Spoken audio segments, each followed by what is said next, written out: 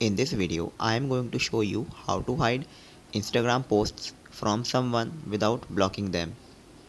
So first of all, go to your Instagram profile and then click on top right corner and then go to settings and privacy and then scroll all the way down. There you will find a restricted option.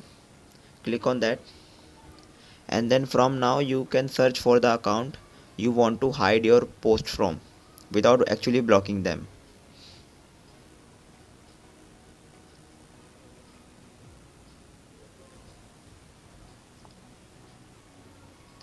And then simply click on restrict, and now the account you have restricted would not able to see your posts and you don't have to block them. So if you found this video helpful, please leave a like.